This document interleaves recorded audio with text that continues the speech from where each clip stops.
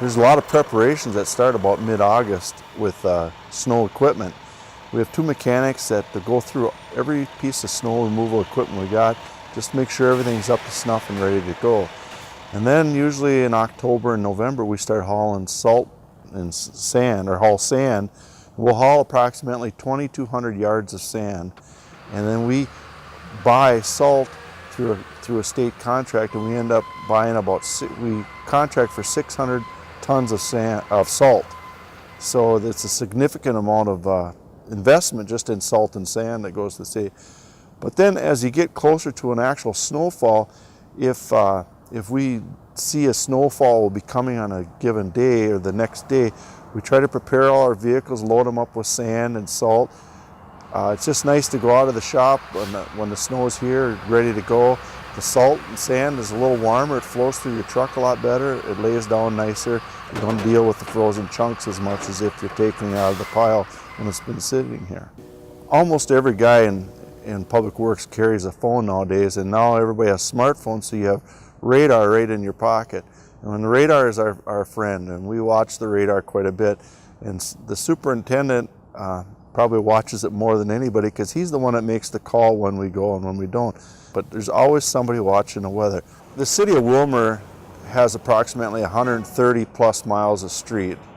We have approximately 16 miles of paths or sidewalk, and that's not the residential sidewalks in front of your house. That's the sidewalks that would encompass city property, parks, city buildings, walking paths, walking trails. So then on top of that, we take care of all the parking lots in the central business district that are publicly owned, and I think that's about 12 parking lots downtown that we take care of. The streets are divided up into 10 different segments, and guys take care of their particular route. And each route has kind of some main thoroughfares, so you can expect within the first hour that you're going to have a street plowed within a couple of blocks of your house. But our priority is when we leave the shop is the Trot Avenue, Candy High Avenue, Willmar Avenue, and then they get to First Street, and its First Street is obviously a priority because that is a main thoroughfare with a lot of traffic on it. So when we get to First Street, there's two plow routes team up on First Street and take that out together, so they run in unison down the street. And they try to stay close together so the cars are not weaving in and out, because it becomes a real dangerous situation when cars are trying to weave in and out of the snowplow. So any suggestion I would have is if you see this, just back away or maybe pick an alternate route to get away from that. There are streets within the boundaries of the city of Willmar that are not taken care of by the city of Willmar. Highway 12, for instance, that is done by Minnesota DOT. 19th Avenue from Lakeland Drive all the way out to County Road 5, that's Candy County Highway Department takes care of that. County Road 5 that goes along the west edge of town, that's handled by Candy County. So we've been called in to hit spots, that become slippery because our number one focus is public safety. The city of Willmar has a snow emergency ordinance, and when the city of Willmar we call a snow emergency, it encompasses the central business district, which is the area from Trot Avenue Southwest to Benson Avenue Southwest, from 7th Street Southwest to 1st Street Southwest. So it's kind of the central business district, or all of us call it downtown. We post that through the local media. The radio stations are great about running that on there, and they run it multiple times so that a person should be able to hear that that's happening if you have a radio on. And then once we call that will start at midnight, and then that snow emergency will run until 6 a.m. or until the street where you would normally park is cleaned up and taken care of when all the snow is gone. But we'll pull all that snow, because that central business district, there's no place to put the snow on the streets.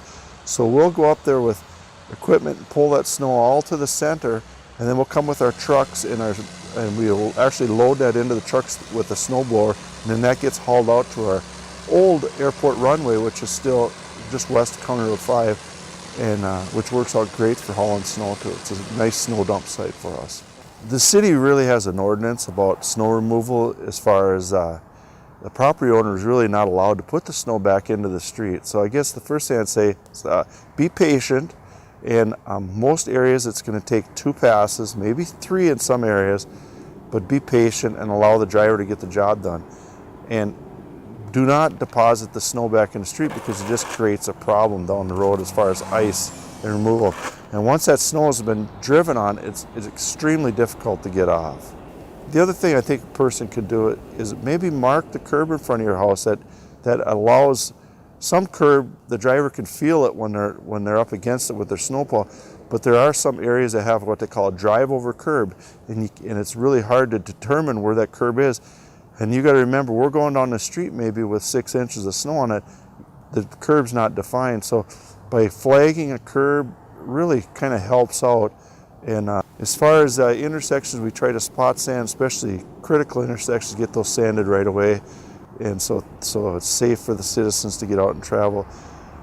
As a citizen, you can do us a huge favor by maybe either moving your vehicles onto your driveway or off the streets, or if you see a plow driver, give them some room, because you don't know, they might be turning around right in front of you and they cannot see behind them like you think. If you cannot see that person in their mirrors, they cannot see you in their mirrors also.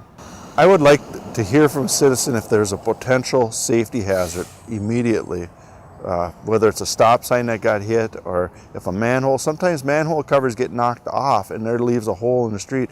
And when that driver hits that manhole cover, he might not know it popped off. So we need to know that so we can get that back in place, or do a repair that's needed.